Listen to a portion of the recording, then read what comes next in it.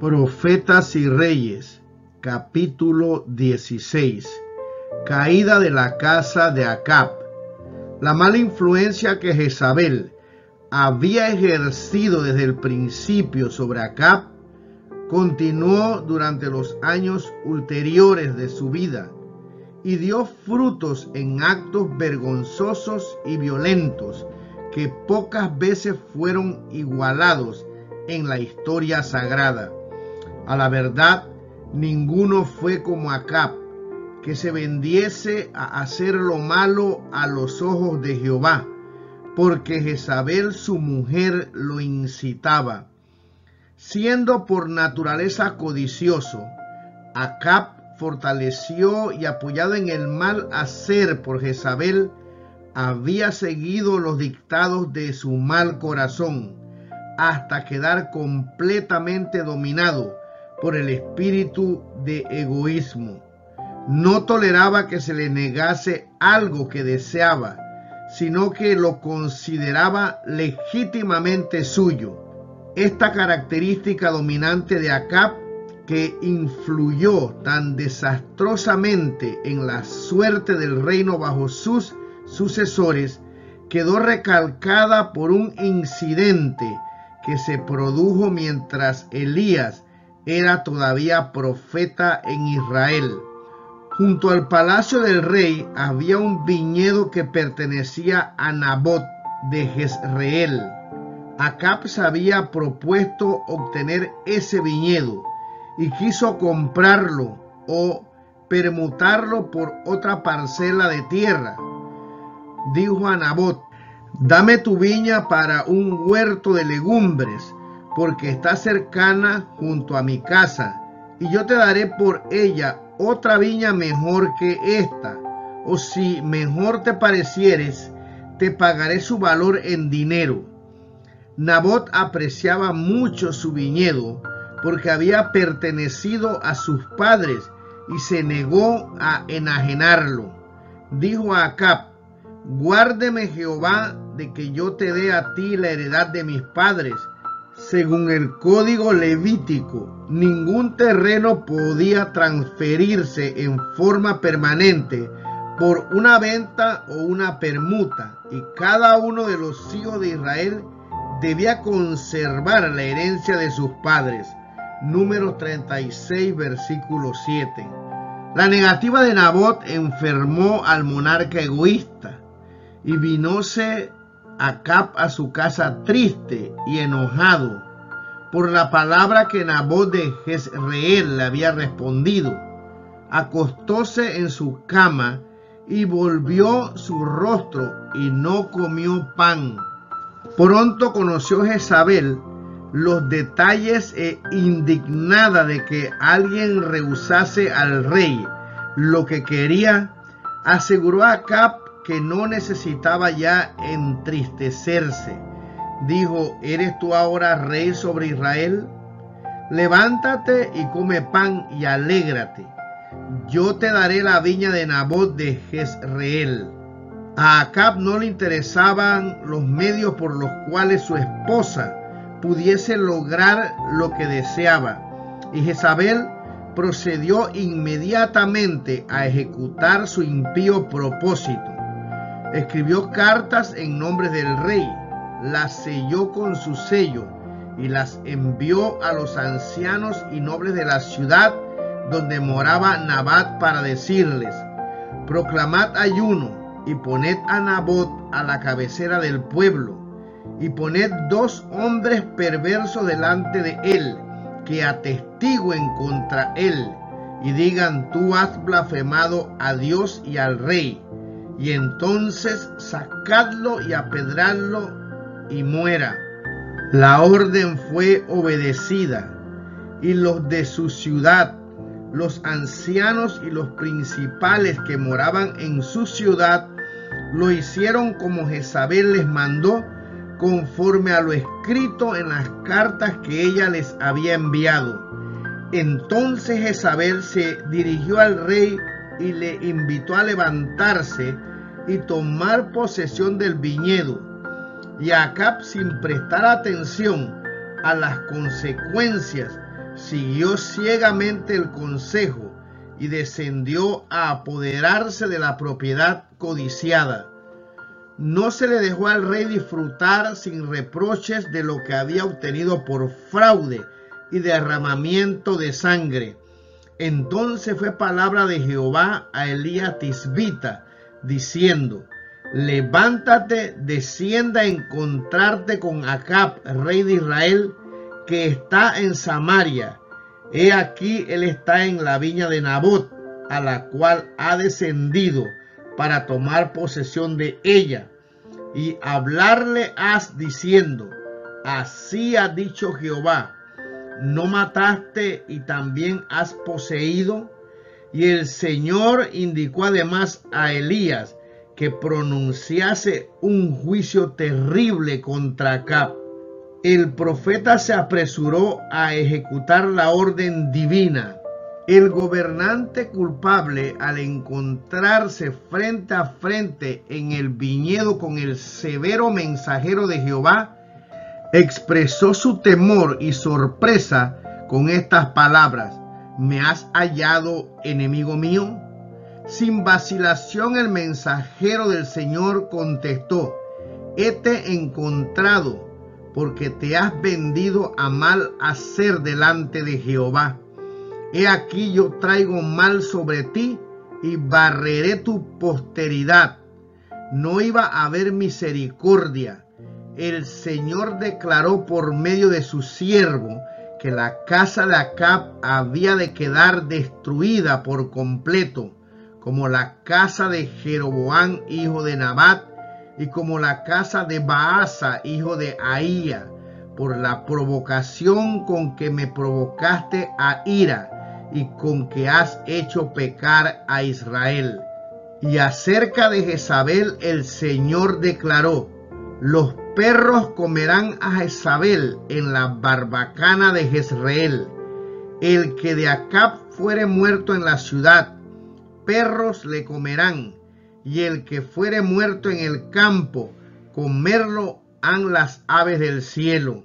Cuando el rey oyó este mensaje pavoroso, rasgó sus vestidos y puso saco sobre su carne, y ayunó y durmió en saco y anduvo humillado.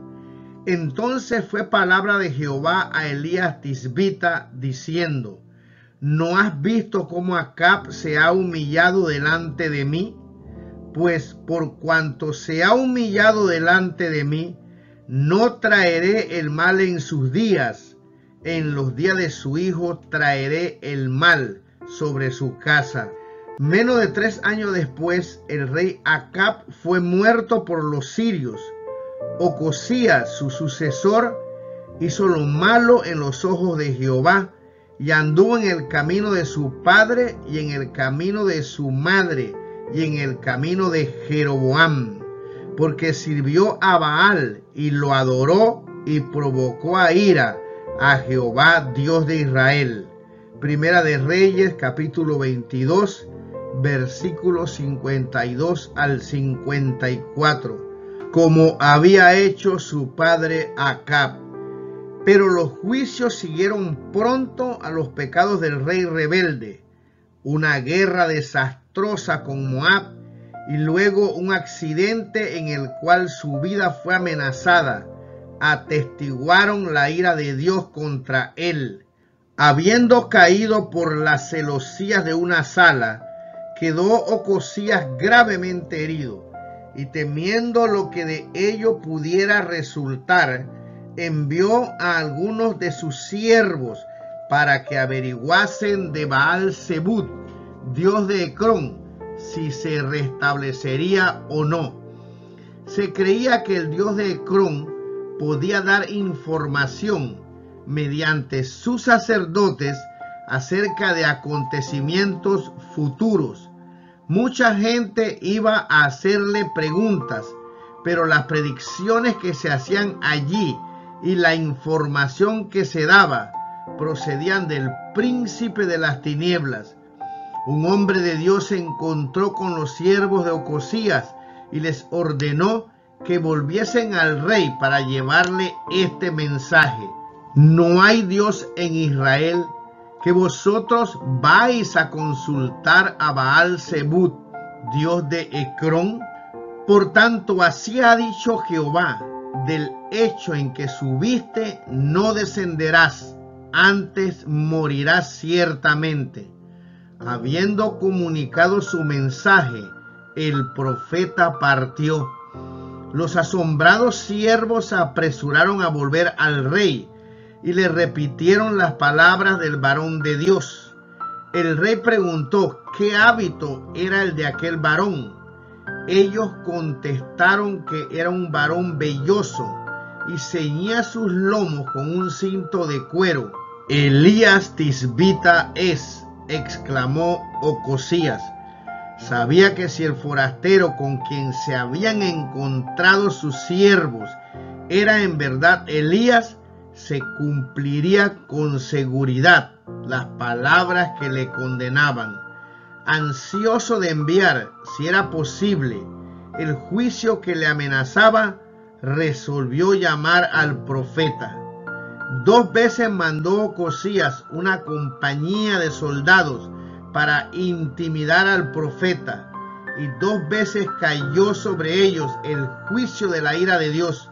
La tercera compañía de soldados se humilló delante de Dios, y su capitán, al acercarse al mensajero del Señor, hincóse de rodillas delante de Elías y rogóle diciendo: varón de Dios, ruégote que sea de valor delante de tus ojos mi vida y la vida de estos tus 50 siervos. Entonces el ángel de Jehová dijo a Elías: desciende con él, no hayas de él miedo. Y él se levantó, descendió con él al rey, y díjole: así ha dicho Jehová, pues que enviaste mensajeros a consultar a Baal-Zebub, Dios de Ecrón, ¿no hay Dios en Israel para consultar en su palabra? No descenderás por tanto del hecho en que subiste, antes morirás de cierto. Durante el reinado de su padre, Ocosías había presenciado las obras prodigiosas del Altísimo. Había visto que Dios había dado al apóstata Israel terribles evidencias de cómo consideraba a los que desechan las obligaciones de su ley. Ocosías había obrado como si esas pavorosas realidades fuesen cuentos ociosos. En vez de humillar su corazón delante del Señor, había seguido a Baal y por fin se había atrevido a realizar su acto más audaz de impiedad. Lleno de rebeldía y negándose a arrepentirse, murió Ocosías conforme a la palabra de Jehová que había hablado Elías. La historia del pecado del rey Ocosías y su castigo encierra una amonestación que nadie puede despreciar con impunidad. Tal vez los hombres de hoy no tributen homenaje a dioses paganos, pero miles están adorando ante el altar de Satanás tan ciertamente como lo hacía el rey de Israel. El espíritu de idolatría abunda en el mundo hoy, aunque bajo la influencia de la ciencia y la educación ha asumido formas más refinadas y atrayentes que las que tenía en el tiempo cuando Ocosías quiso consultar al Dios de Ecrón. Cada día aumentan las tristes evidencias de que disminuye la fe en la segura palabra profética y que en su lugar la superstición y la hechicería satánica cautivan muchos intelectos. Hoy los misterios del culto pagano han sido reemplazados por reuniones y sesiones secretas, por las obscuridades y los prodigios de los medium espiritistas. Las revelaciones de estos medium son recibidas con avidez por miles que se niegan a aceptar la luz comunicada por la palabra de Dios o por su espíritu. Los que creen en el espiritismo hablan tal vez con desprecio de los antiguos magos, pero el gran engañador se ríe triunfante mientras ceden a las artes que él practica en una forma diferente. Son muchos los que se horrorizan al pensar en consultar a los médium espiritistas, pero se sienten atraídos por las formas más agradables del espiritismo. Otros son extraviados por la enseñanza de la ciencia cristiana y por el misticismo de la teosofía y otras religiones orientales. Los apóstoles de casi todas las formas de espiritismo aseveran tener el poder de curar. Atribuyen este poder a la electricidad, el magnetismo, los remedios que obran, dicen por simpatía o a fuerzas latentes en la mente humana, y no son pocos, aún en esta era cristiana, los que se dirigen a tales curanderos en vez de confiar en el poder del Dios viviente y en la capacidad de médicos bien preparados. La madre que vela al lado de la cama de su niño enfermo exclama: nada puedo hacer ya, no hay médico que tenga poder para sanar a mi hijo. Se le habla de las curaciones admirables realizadas por algún clarividente o sanador magnético y le confía a su amado, colocándolo tan ciertamente en las manos de Satanás como si éste estuviese a su lado. En muchos casos la vida futura del niño queda dominada por un poder satánico que parece imposible quebrantar. Dios tuvo motivos de desagrado en la impiedad de Ocosías. ¿Qué había dejado de hacer el Señor para conquistar el corazón de Israel e inspirarle confianza en su poder? Durante siglos había dado a su pueblo pruebas de su bondad y amor sin iguales. Desde el principio le había demostrado que sus delicias son con los hijos de los hombres. Proverbios 8, versículo 31. Había sido un auxilio siempre presente para todos los que le buscaran con sinceridad. Sin embargo, en esa ocasión, el rey de Israel, al apartarse de Dios para solicitar ayuda al peor enemigo de su pueblo, proclamó a los paganos que tenía más confianza en sus ídolos que en el Dios del cielo. Asimismo le deshonran hoy hombres y mujeres cuando se apartan del manantial de fuerza y sabiduría para pedir ayuda o consejo a las potestades de las tinieblas. Si el acto de Ocosías provocó la ira de Dios, ¿cómo considerará él a los que, teniendo aún más luz, deciden seguir una conducta similar? Los que se entregan al sortilegio de Satanás pueden jactarse de haber recibido grandes beneficios, pero ¿prueba esto que su conducta fue sabia o segura? ¿Qué representaría el que la vida fuese prolongada? ¿O que se obtuviesen ganancias temporales? ¿Puede haber al fin compensación por haber despreciado la voluntad de Dios? Cualesquiera ganancia aparentes resultarán al fin en una pérdida irreparable. No podemos quebrantar con impunidad una sola barrera que Dios haya erigido para proteger a su pueblo del poder de Satanás. Como Ocosías no tenía hijo, le sucedió Joram su hermano, quien reinó sobre las 10 tribus por 12 años, durante los cuales vivía todavía su madre Jezabel, y continuó ejerciendo su mala influencia sobre los asuntos de la nación. Muchos del pueblo seguían practicando costumbres idólatras.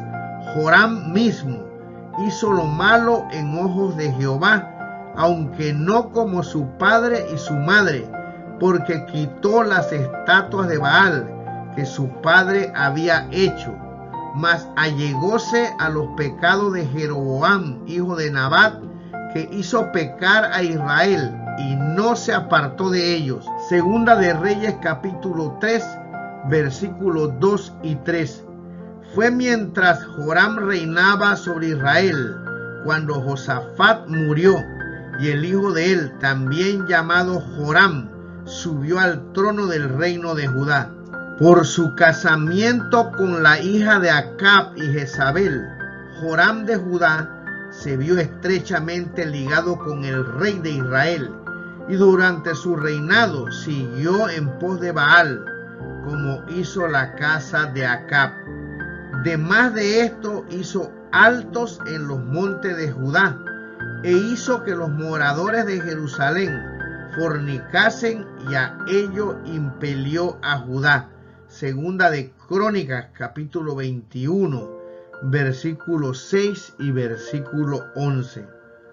No se dejó al rey de Judá continuar sin reprensión en su terrible apostasía. El profeta Elías no había sido trasladado todavía, y no pudo guardar silencio mientras el reino de Judá seguía por el mismo camino que había llevado al reino septentrional al borde de la ruina. El profeta envió a Joram de Judá una comunicación escrita en la cual el rey impío leyó estas palabras pavorosas: Jehová, el Dios de David tu padre, ha dicho así: por cuanto no has andado en los caminos de Josafat tu padre, ni en los caminos de Asa, rey de Judá, antes has andado en el camino de los reyes de Israel, y has hecho que fornicase Judá y los moradores de Jerusalén, como fornicó la casa de Acab, y además has muerto a tus hermanos, a la familia de tu padre, los cuales eran mejores que tú. He aquí Jehová herirá tu pueblo de una grande plaga.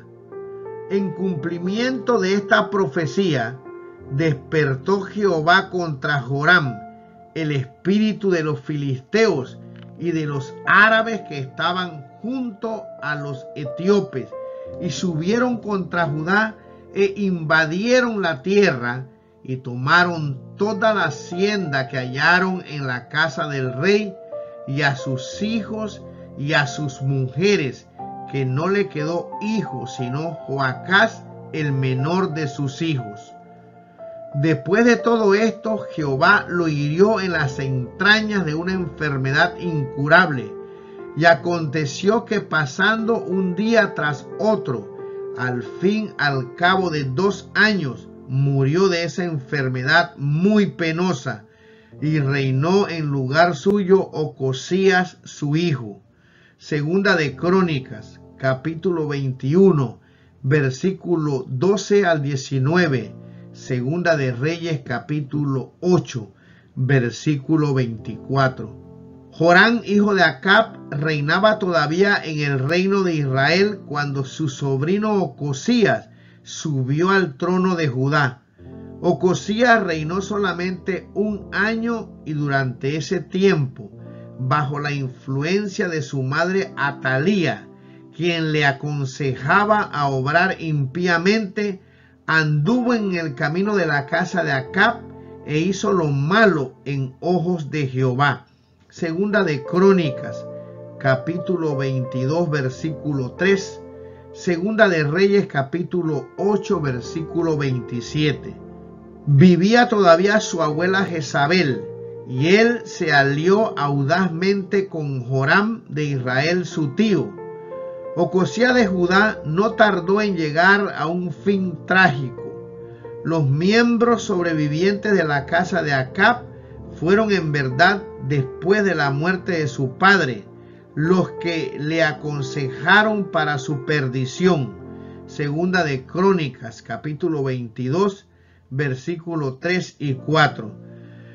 Mientras Ocosías visitaba a su tío en Jezreel, Dios indicó al profeta Eliseo que mandase a uno de los hijos de los profetas a Ramot de Galaad para ungir a Jehú, rey de Israel. Las fuerzas combinadas de Judá e Israel estaban entonces empeñadas en una campaña militar contra los sirios de Ramot de Galaad. Joram había sido herido en batalla y había regresado a Jezreel, dejando a Jehú encargado de los ejércitos reales. Al ungir a Jehú, el mensajero de Eliseo declaró: yo te he ungido por rey sobre el pueblo de Jehová, sobre Israel.